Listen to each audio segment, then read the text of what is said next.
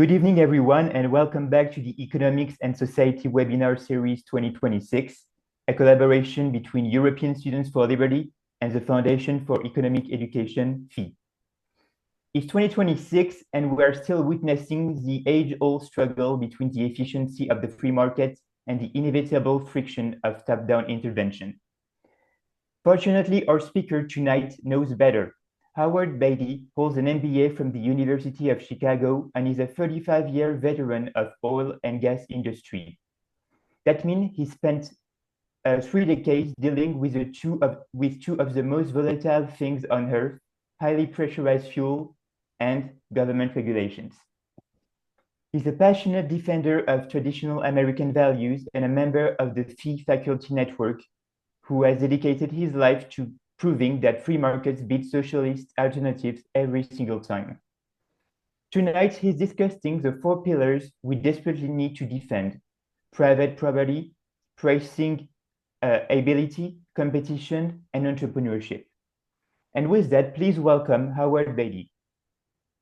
Okay. Well, thank you very much. I very much appreciate the ability to be able to speak with you this evening.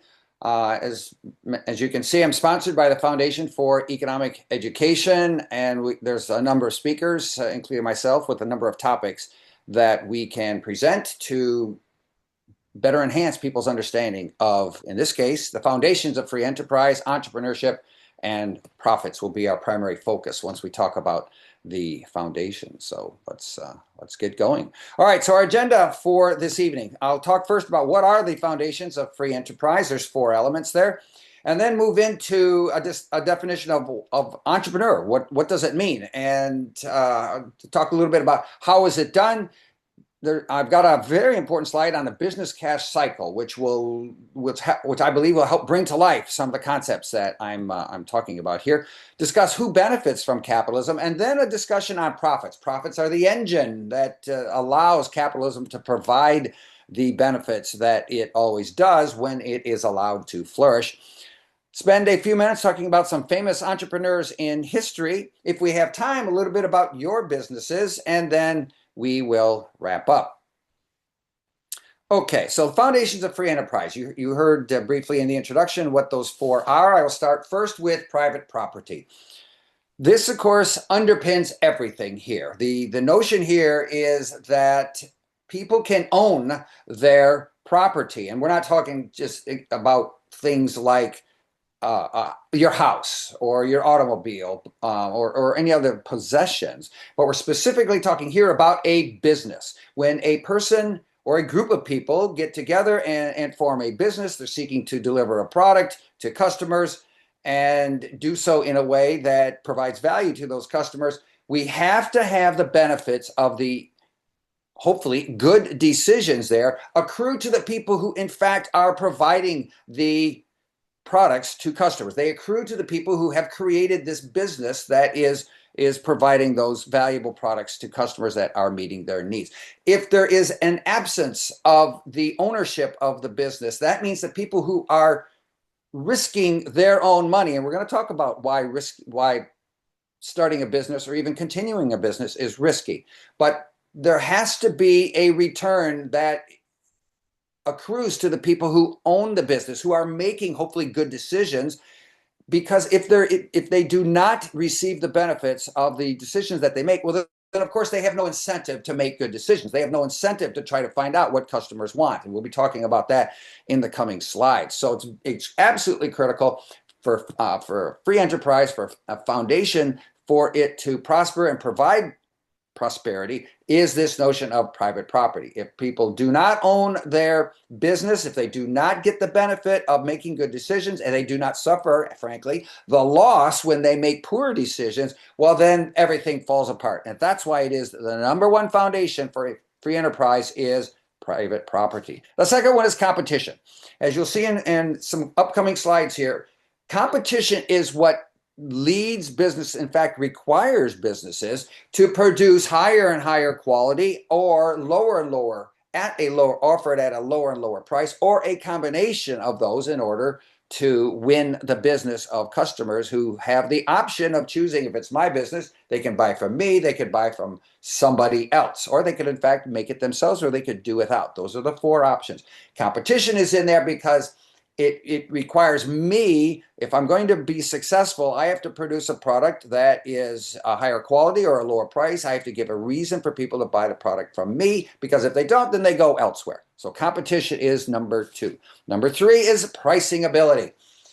Assuming that it is my business, it is incumbent upon me to understand my customers, understand what are the value that that I want them to get, that I need them to get, that I have to provide as a result of my product.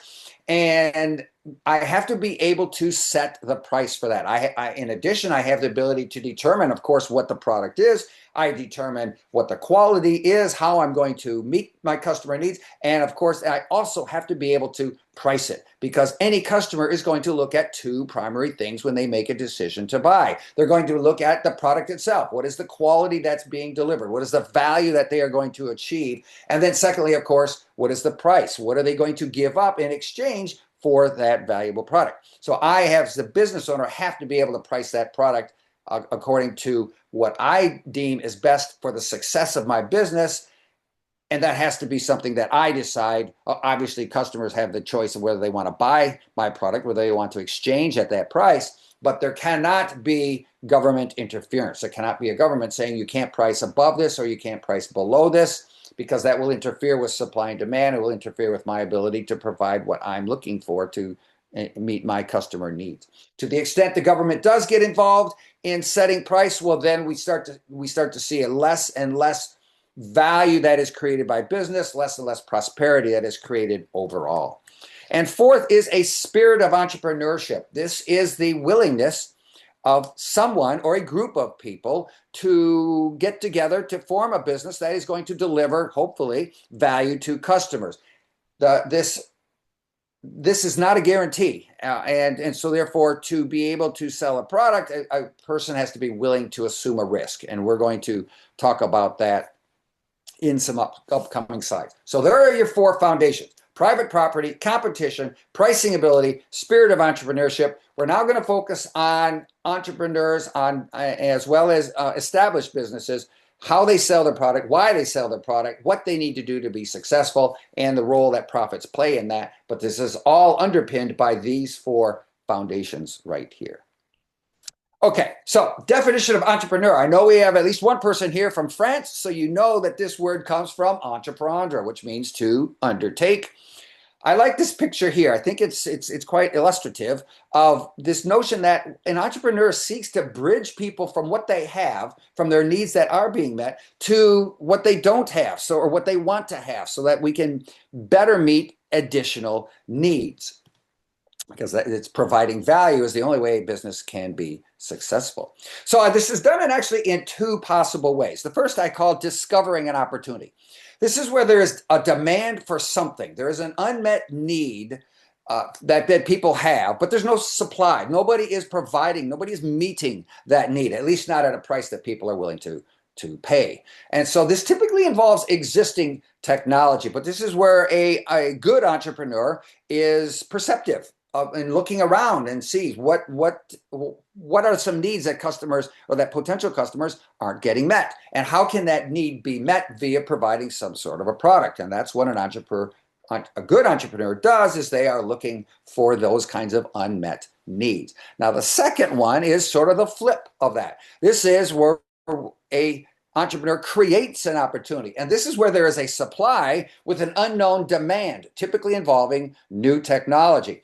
And you might say, okay, wait a minute, how can this work? Why would somebody supply something for which there is no clear demand for? Well, that's all part of taking a risk. And one of the greatest risks, a great example that I like to show of this is merely the iPhone.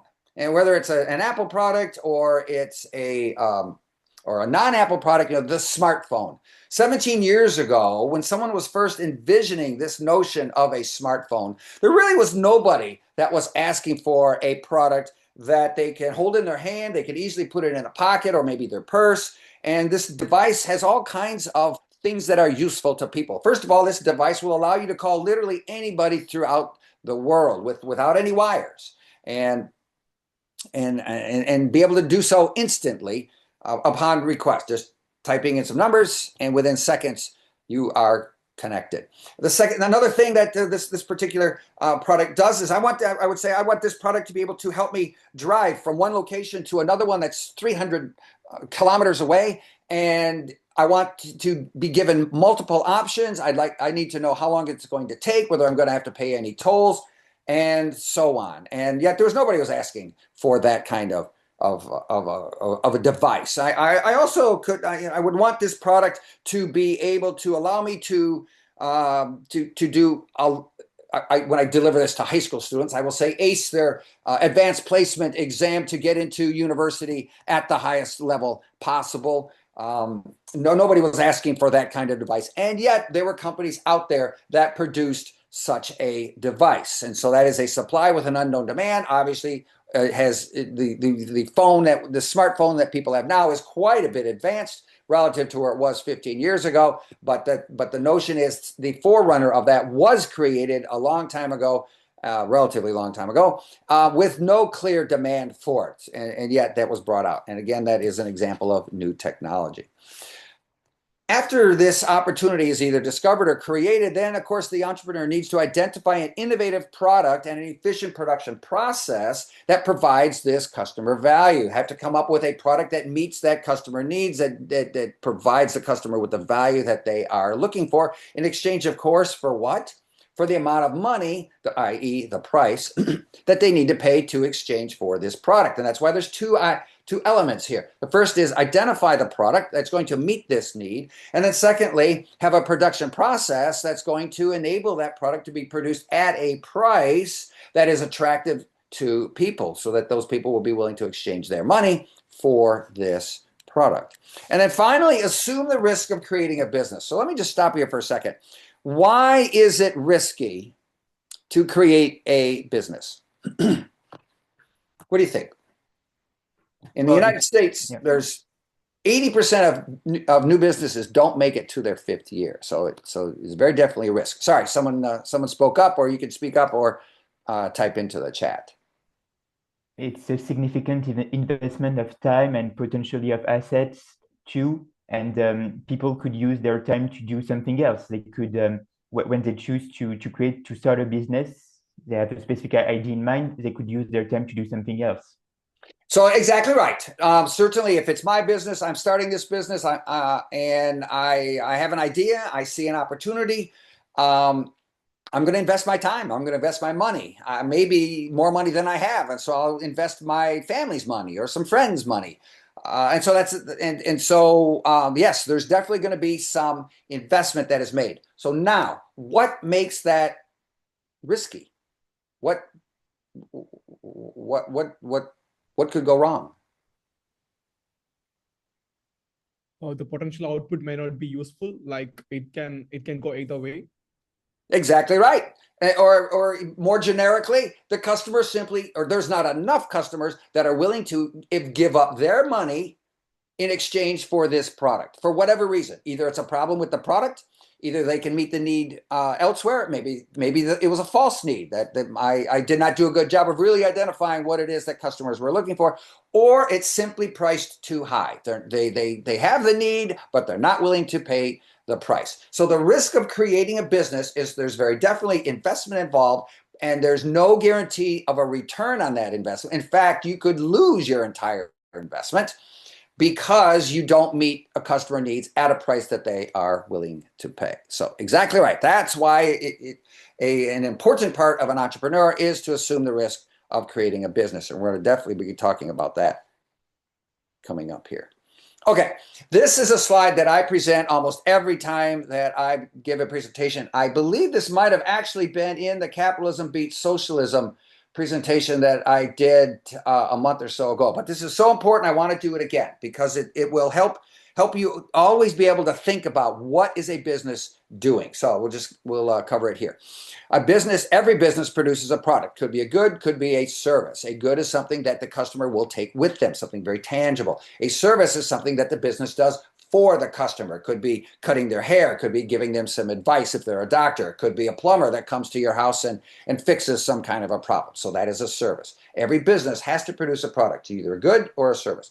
They will try to sell it to a customer in a market. If they are successful, they will take the money from that sale and use that to buy more resources. There are three types of resources. Human resources, which are, of course, the employees. Pay the money for employees to work there and produce and provide the product to customers. Natural resources, which are the materials that are used to actually make the physical product or to deliver the service, if there's some kind of a product that's associated with the service. So that would be a natural resource. And then finally, capital resource, which are the machines, the factories, the tools, the delivery vehicles that are not part of the product, but they are required to produce the product and deliver it. So an example that I like to use is if I have a pizza business, the human resources, of course, are the employees that produce the pizza or deliver the pizza or serve it, and so on. And the natural resources would be the dough, the tomato paste, the cheese, the toppings, and so on. The things that are directly part of the pizza. And finally, the capital would be could be the machine, the oven, for example, to cook the pizza. It could be the spatula that's used to take the pizza in and out of the oven. It might be silverware if this is a restaurant. It could be the building itself. Could be the delivery vehicles and so on. So those are the resources that are then used to produce more products, which they try to sell to customers in a market. If they're successful, they'll buy more resources, make more products, and hopefully the cycle continues on and on. The money they get from customers is called sales revenue. The money that they spend to acquire the resources are called expenses. Anything left over, hopefully there is called a profit. Every business has to pay an income tax. I don't believe there's any country in the world that has no tax on business. It's possible, but I don't think so. In the United States, the income tax amounts to roughly 25%. If I make $100 profit, I have to pay $25 in income tax. On my taxable income, 21 out of the 25 goes to the United States federal government. 4, on average, goes to the states. Some are more, some are less. So after paying the income tax, we have what's called profit after tax. Sometimes that's referred to as net income. Sometimes that's referred to as earnings. This is all it is. It's merely profit after taxes have been paid. So my question now is, what does every business require to be successful? It would need to some degree to be able to please its customers and to answer some kind of demand that actually exists. If there is a demand or if they can create demand, they can be successful. Okay, so exactly right. There's two primary things. One is the ability to produce a product, which generally means they have some money and their idea. And the secondly is exactly what you just said, which is they have to have a customer. So now how do they get these customers? What has to happen for a business to get customers? They should generate a need, like they should identify the group and bring the product to them, introduce the product to them through marketing and other mechanisms. Okay, all right. So identify the need, as we talked about before, the opportunity, develop a product that hopefully meets that need, and then get it to customers. And one thing so that's exactly right. I'm going to dive a little deeper. I was careful to say when the business produces a product that they do what? They try to sell it to a customer in a market. They may or may not be successful. That leads to the risk. They try to sell it to a customer in a market because in any capitalist economy, do customers have to buy the product? No. They have a choice. If it's my business, they can come into my business, they can buy my product. If they don't like my product or the price is too high, then they could go elsewhere, buy it from my competition. They could either make it themselves or finally they could just do without. The point is, though, that they have a choice. That is the hallmark of capitalism, is because customers have a choice, businesses also have a choice in how are they going to meet that need? How are they going to satisfy that customer? And so because customers have a choice, the businesses have to persuade the customer to buy from them. So it could be that my product is lighter, it's heavier, it's faster, it's red. I stay open late at night. I deliver it. I give better ways of meeting of using my product to meet their need, something to persuade customers to buy from me. Now, could I be successful selling a lower quality product? I mean, you could in the case where people wouldn't have any fair alternatives, but if there is competition, usually better alternatives would later come up. And that's correct. Given a choice, I'll say everything else equal, the higher quality product is going to win. But we can look around and you can see everyday successful companies that are not selling the absolute highest product. If you want to buy a hamburger from McDonald's or whatever hamburger chain is out there, you are free to do so. You could also buy a very, very high quality steak somewhere else. Now, given a choice, most people would probably rather get the very, very high quality steak cooked to perfection versus going to McDonald's and getting a very quick hamburger with whatever else they want to have with it. So what else is missing in here other than quality? Why would anybody ever buy a lower quality product? Why would anybody buy a lower quality automobile versus prices? Like business should be able to set their prices. Exactly right. And so first thing is they need an idea. They have to have something to persuade customers to buy that product, along with an entrepreneurial spirit that makes them willing to take the risk. And once they do that, then they need to understand the quality price trade-off. And this is how businesses seek to differentiate themselves, by each of them having their own combination of qualities, and of course at whatever price they choose to sell it for. And that is how a business, and that how they must understand this for every one of their potential customers, because every customer can buy or not buy as they wish. Just because I satisfy customer number 1 doesn't mean customer number 2 through 10 or 100 have to buy from me. They each have their individual choice. And of course, that's all lost under socialism because it's the government that's making those decisions. The government is deciding what people are going to want or not want, and government is also going to set the price. In a capitalist society, customers decide how much they want to pay of their own money to get whatever quality that they feel they need. And they can make the trade-off between one product to another product to something completely different. How do they want to spend their money? So no business can be successful without meeting customer needs. Differentiation requires understanding the quality price trade-off of each and every customer. And this leads then to what I call the beauty of capitalism. Because it's free choice and voluntary exchange, each business decides what product they're going to produce. Each customer decides what they are willing to pay for. And notice what happens here. If I am successful as a business, that means I have produced a product that I'm selling, let's say at this price here, but a customer will only buy it if their perceived value as they see it is greater. Their value to them is greater than the price that I'm charging, because then, of course, that's how much better off they are going to be. But notice, if I'm successful, that price that I'm selling at must be greater than the cost that I incur to produce that product. Of course, the difference is my profit. But what does that cost represent? That cost represents what I had to pay to go out into the rest of the capitalist economy to pay for my human resources, to pay for my natural resources, to pay for and acquire my capital resources. I have to pay a market price throughout society to acquire those resources. If I don't pay a market price, well, then whoever's selling that resource is not going to sell to me. They'll sell to somebody else. So I have to pay for me to be able to produce my product. I have to pay for my resources, and I have to pay for those resources at a market price. So what does every single business do?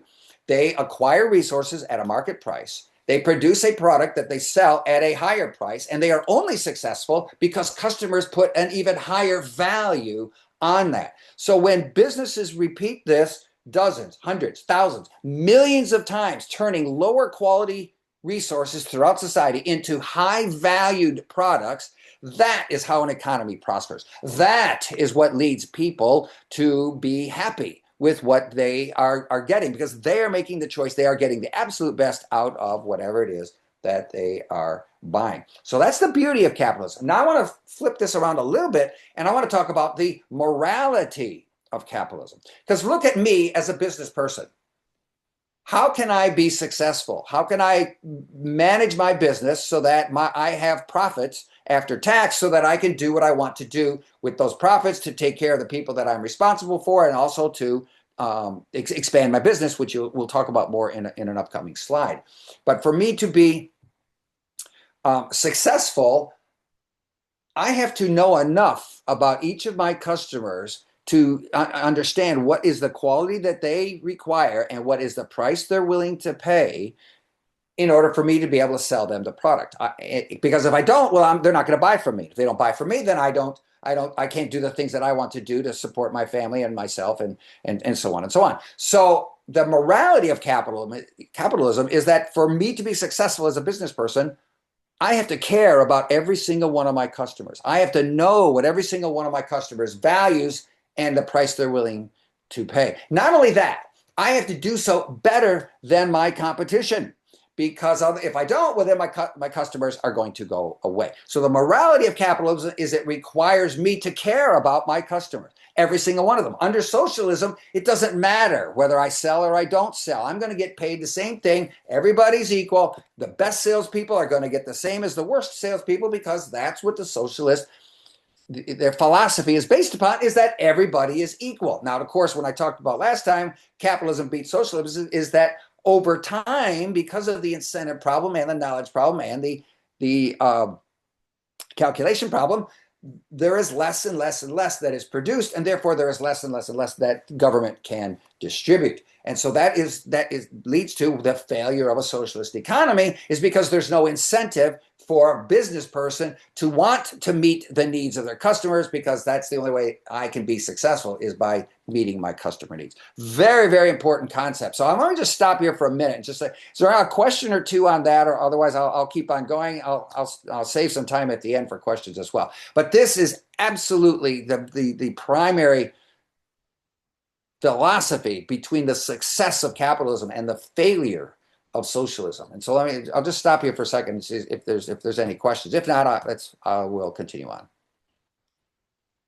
So, like, do you defend capitalism more from an efficiency standpoint or more from a moral standpoint? Like, would you say, like Adam Smith, that the baker being selfish in a way is allowing people to feed themselves? Or would you say, like Ayn Rand, that the baker has a right to be selfish and, you know? Yeah, so great question. And this really gets down to, who am I talking to if I'm trying to persuade somebody? And my recommendation for you would be, understand, who are you trying to persuade? Because if you want to persuade somebody, you have to understand, all right, well, where are they coming from? What is their belief? What's important to them? And so for some people, the thought of an efficient economy is very important. And they want to know that things are being produced at the best cost possible, and that people are getting their needs met, and that's persuasive to them. And that's very true. Capitalism will lead to the most efficient means of production and distribution, because there's incentive throughout the whole supply chain to do so. On the other hand, though, there's other people that are going to be more concerned with meeting people's needs. They are more concerned with, are people able to eat? Are people able to have proper shelter? Are they able to have clothing? Are they going to receive medical care and education and so on? And so for people like that, then you would want to focus on the morality of it, how a business person absolutely has to meet the needs of their customer in the best way possible. Otherwise, that customer, under capitalism, has the ability to go elsewhere. So I would say both points are important. But if you're trying to persuade somebody, you might want to focus on more on one than the other. You might try both of them and just kind of see what their follow-up questions are. And then you could go emphasize the one that seems to be most valuable for them. Great question. Yeah, thank you for that. Does that make sense? Yeah. Okay. I'll take another question if there is one. Otherwise, I'll keep on going here. All right, we'll keep going. Joseph Schumpeter, you can see when he was alive, 1883 to 1950, Austrian economist. Great quote here that I like to use. And he said, the capitalist achievement does not typically consist in providing more silk stockings for queens, but in bringing them within the reach of factory girls in return for steadily decreasing amounts of effort. Okay, what's he getting at here? He's talking about capitalism achieves prosperity, not just by providing silk stockings, or we'll call it very high quality products for queens, otherwise known as people who can afford to spend a lot of money. That's valuable in providing very, very high quality products to those who have the money and the willingness to buy those. But the real achievement for many thousands or millions throughout society is actually in bringing these very high quality products at a lower price, so that even, as he calls them, factory girls, I'll just say, so that almost anybody throughout the society of much less economic means has the ability to purchase these over time. And so what we're going to see on the next page is how, when you think about products that are first introduced, how they inevitably will improve in product quality over time. We certainly, in the example I talked about before with the phone, this phone has a lot more capability than the original ones did. However, the original ones still provided a unique opportunity, provided value, and that's how the whole product was started. And we'll see that over time with a number of different products. But also what happens over time is we see that the production cost goes down lower and lower and lower, even as quality is improving. So let's talk about some examples of how this actually has occurred. Now, this is within the United States, which I'm very familiar with. But whatever the years are, we can consider these items as eventually becoming prevalent throughout the world. The time frame might be a little bit different, but nonetheless, this is the time frame associated with the United States. So my premise here is that capitalism benefits all economic classes. Maybe initially products are only going to be available to the very, very rich, so the very, very rich are benefiting. But over time, as we're going to see here, these benefits flow down to those with much less economic means. As an example, these 8 items that I show here, that I highlight here, introduced between the year 1900 and 1950, so approximately 100 years ago or so, include the telephone, the automobile, the electricity within homes, radio, stove, TV, refrigerator, and washing machine. All of these items were not available, or I would say none of these items were available prior to 1900. Between 1900 and 1950, every one of these was introduced into the United States household and later on throughout the world. Let's now talk about the next set here. These were introduced, all of them, between 1950 and the year 2000. None of these existed prior to 1950. So things like the clothes dryer, a dishwasher, a color TV, which of course is an improvement upon the original TVs, which were only black and white, microwave oven, air conditioning, DVR is a way to record television programs straight off the television and be able to watch them later, cell phone, a computer, and the internet. So what do all of these items have in common? Every one of them was initially introduced to only a very select portion of the population, only to those who could initially afford them. But what happened over time was these grew from 1% of the US households had them to 3% and 5 and 10 and 15 and 20. And what we notice is that for every one of these, they didn't just get introduced and then make it to maybe 20% of the US households. And over time, these simply don't exist throughout all of society. No, what happened was in every single one of these cases, it grew from 1% to 3% to 5 to 10 to 20 to 30 to 50 to 75 to 90 to 99% of all United States households will have these items right here. So what does this say? Well, what we see is these were initially only available to the very rich, but over time, they're present in virtually every American household. And every one of these devices here has improved vastly in the quality while also becoming less and less expensive over time. And so why does that happen?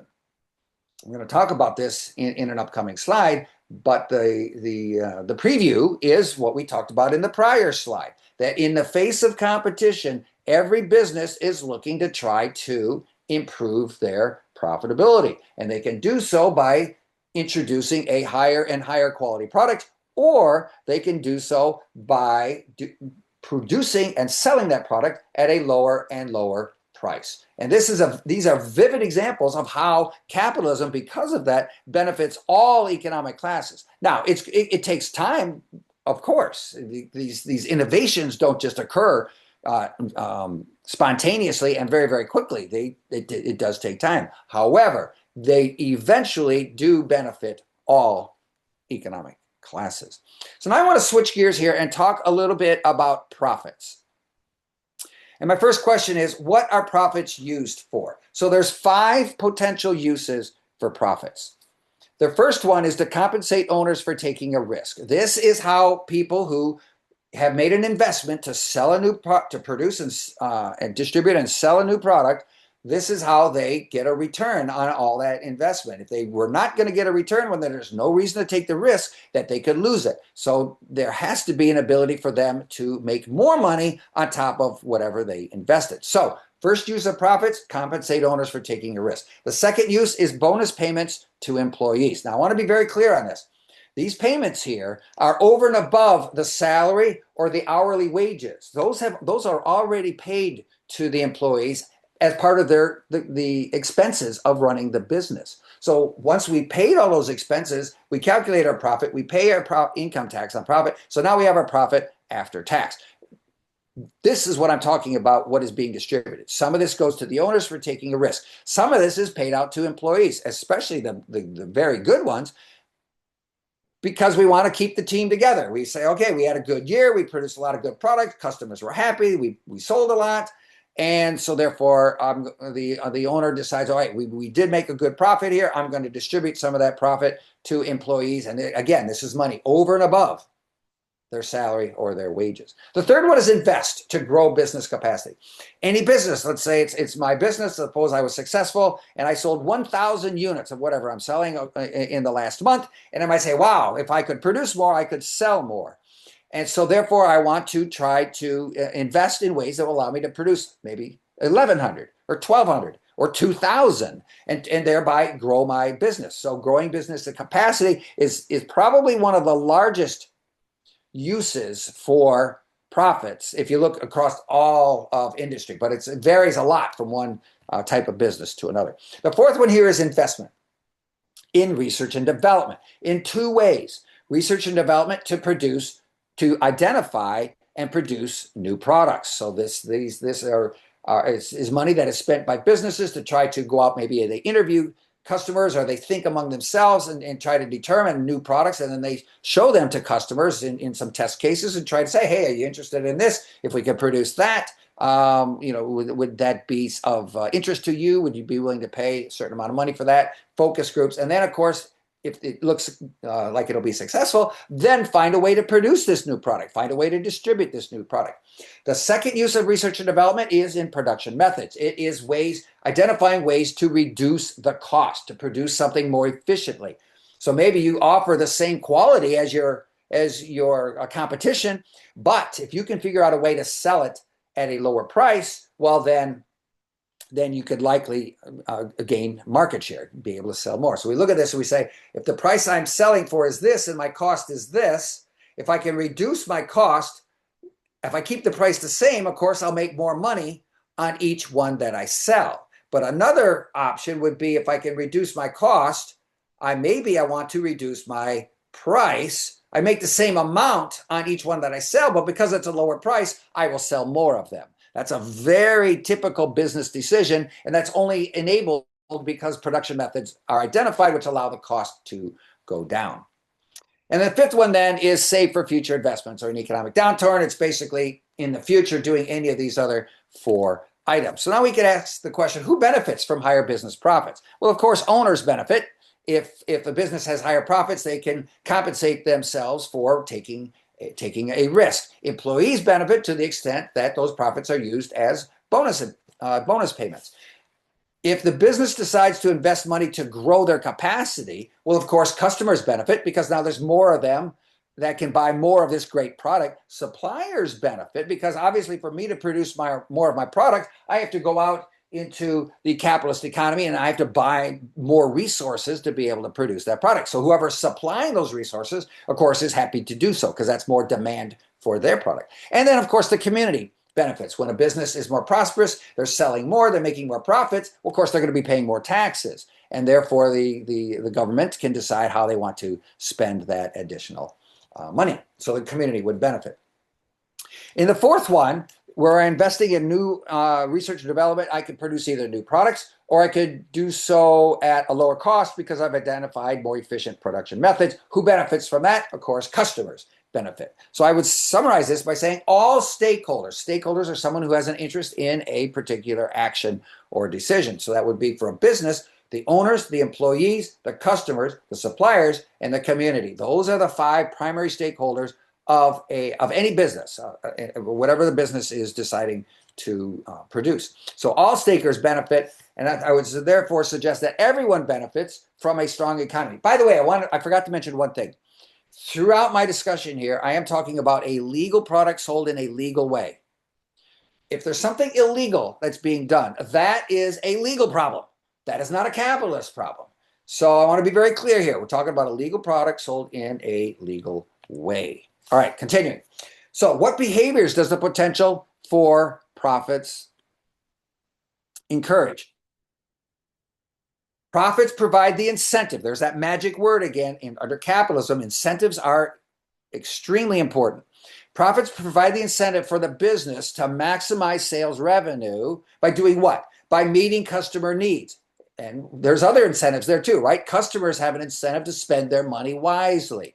So that's why they always want to get the highest quality at the lowest price. So profits provide the incentive for businesses to maximize sales revenue by meeting customer needs and what else? Minimizing cost via efficiencies to reduce price. The 2 things we've been talking about here, quality and price. No profits means no incentive to meet customer needs or lower prices. And this is a problem with socialism, or this is a problem whenever government seeks to increase taxation on profits because they want to have more money to spend. Well, then these 5 things are going to happen to a lesser extent. My point I want to leave you with, and this is, I believe, a great talking point, is to say that business profits are not free money. They are used. They're not put under a mattress. They are used in the ways that I've shown here. And to who benefits? Well, the owners, the employees, the customers, the suppliers, the community. Everybody benefits from higher business profits. Now, if a politician decides they want to increase taxation on business, okay, that's a political question. They can decide to do so. And then voters, presumably, can decide whether the benefits that are lost because there's less profits for business to spend are worth it, depending on what the government is deciding to spend the money on.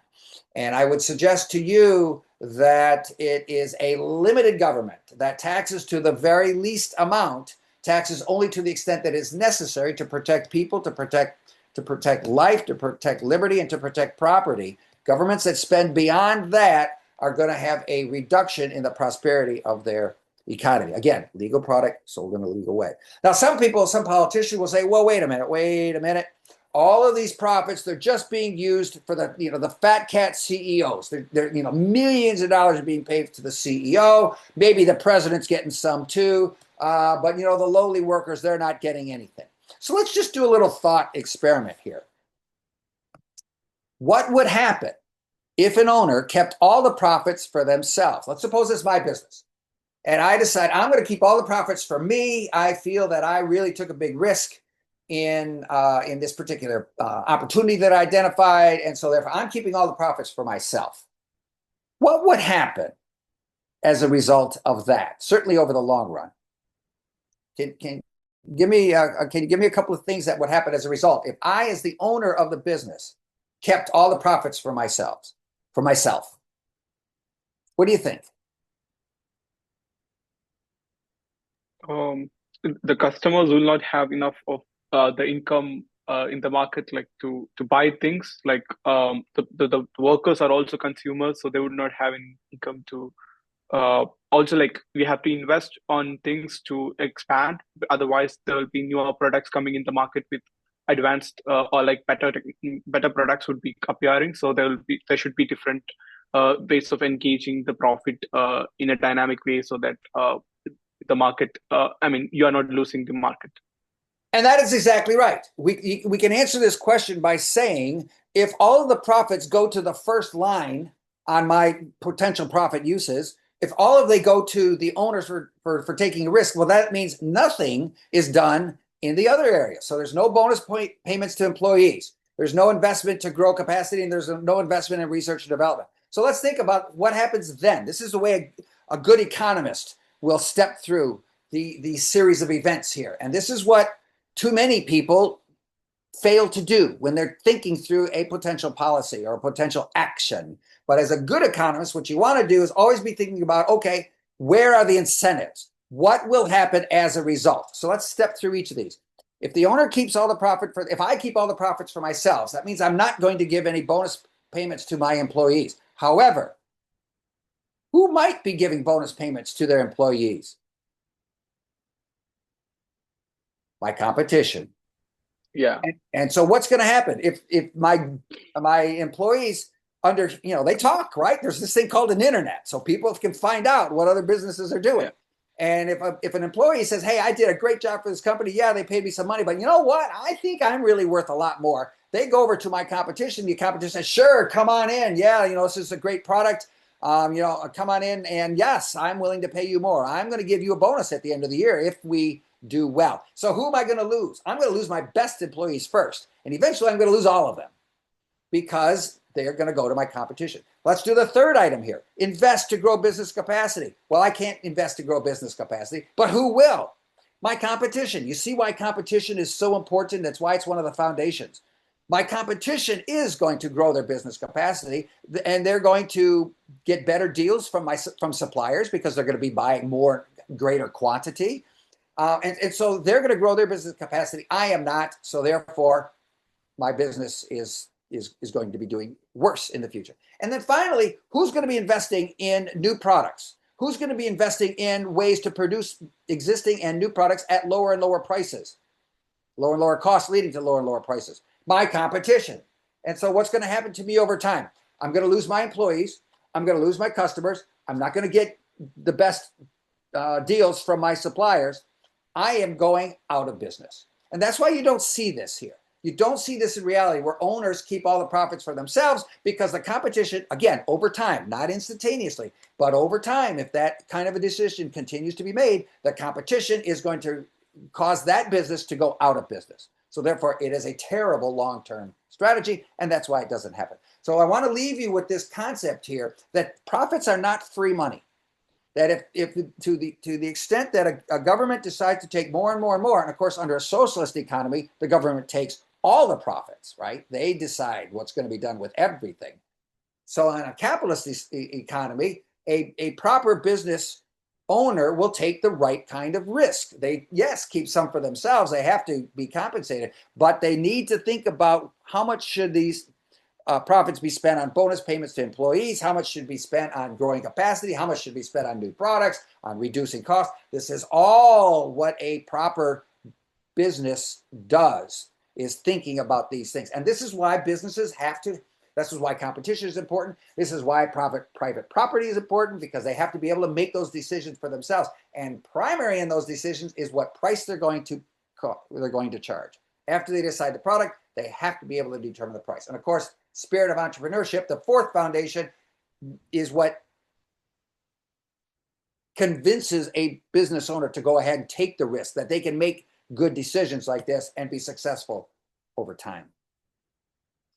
Okay, now I want to spend the last few minutes here talking about some famous entrepreneurs. We're going to talk about what was their strength, which became a weakness. How did their competition respond? And these are going to be United States entrepreneurs, but perhaps they will be familiar to you. So the first one I want to talk about is Henry Ford. Can anybody tell me, this is Henry Ford, he started, his business was Ford Motor Company. So what was his idea? I recognize this may not be necessarily familiar to you, but maybe it might be. What was it that made Ford Motor Company in the 1920s become one of, and probably the most successful automobile company in the world. There were dozens of automobile companies in the United States as well as in Europe. But Yeah. Ford did something. What did he do? He had like a different view on how a company should work. For instance, he thought that like employees should be a part of, in a way, of the production process, and that they should be able to own their own car, to feel and engage in the process of making the car. And also it has like different ways of making car to make it more efficient. Yes, and we're going to call that the assembly line. It was the Model T. There's a Model A, a Model B, a Model C. All the way to the Model T was what he started the assembly line on, which was, instead of people working on a car, different people coming in and working on that car, doing different things to it, and that car just stayed stationary and the people moved, the assembly line said the people are going to stay stationary and the car is going to move. And those people are going to do the same thing day after day after day, and they're going to get very good at it. So that was the first thing. The second thing he did was he wanted to pay his employees much higher wages than what they were getting, like 3 times what they had been paid before, because he wanted his employees to be able to buy the cars that they were building. And as a result from that, became very, very successful. However, though, this strength of being able to produce these cars the same way time after time after time became a weakness. The slogan for Ford Motor Company was, you can buy any, you can have any color you like as long as it's black. The Model T was made the same way every time. There was no distinction. You did not order it in any particular way like you can do now in an automobile showroom. The Model T was the same way. And so that was a strength. It allowed them to produce at a very low cost. However, that became a weakness when another person by the name of Alfred Sloan started another company by combining Chevrolet, Pontiac, Buick, Oldsmobile, and Cadillac to form one company that became the largest employer in the world in the 1930s. It still exists today. It's called General Motors. And he had what he called, here their slogan was, a car for every purse. They had a lower cost, lower quality, but still had some quality. Low quality does not mean no quality. It's just lower cost, lower quality Chevrolet that appealed and frankly was the direct competition to the Model T, all the way up, higher and higher quality, all the way up to the Cadillac, which was the highest quality. Had all the latest features and cost the most money. And so became very successful doing that. Ford had to come and figure out how to compete against that, because now it's car with every purse. He enabled General Motors to appeal to those who had a lot more money. I'm going to move on here to Ray Kroc. Ray Kroc was a milkshake salesperson. Does anybody know what he was famous? McDonald's. It's exactly right. He noticed that he rarely had repeat sales, and he noticed that there was a couple of brothers out in California that kept buying more and more of his milkshake machine. So he decided to go out and visit.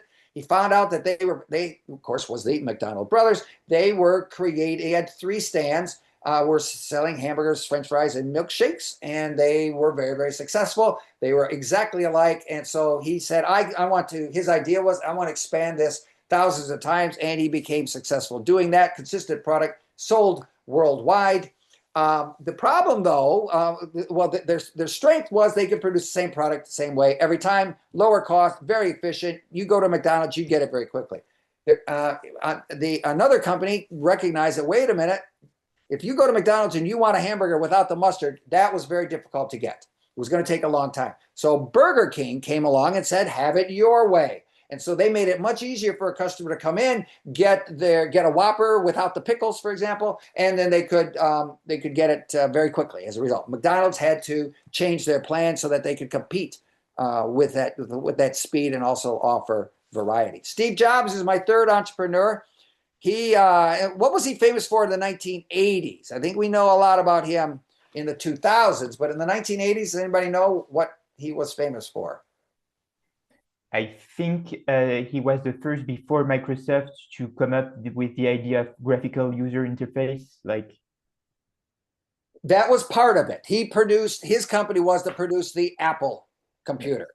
And it was competing against other computers, which were simply called PCs. And they shared a common language that was similar to from Microsoft. So you were exactly on the right path there. But Apple had its own operating language, but Apple was a very high quality product. It came in different colors, and it was much more user-friendly. And he became very successful as a result because of this high quality and intuitive use.